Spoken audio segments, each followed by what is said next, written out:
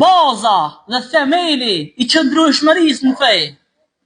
Dihet se jeta është disa vite. Kush jeton 50, 60, 70 vite? Këtë jetojnë sa e ka caktuar Allahu subhanahu wa taala, ndërsa qëndrueshmëria tan jetën ti më koni i qëndrueshëm në fe, kjo është shumë e rëndësishme dhe nuk është e lehtë.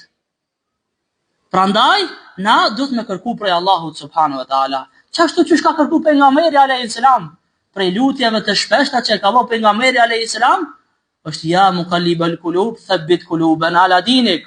O rrotulluesi zemrave, na i rrotullo zemrën tonë në fenë tane. Pejgamberi alayhis salam, njeri i zgjedhur i Zotit, pejgamberi i Zotit, e ka lutë Allahun që Allahu me udhëzon rrugën e drejtë, që Allahu me forcun fe, me forcun din.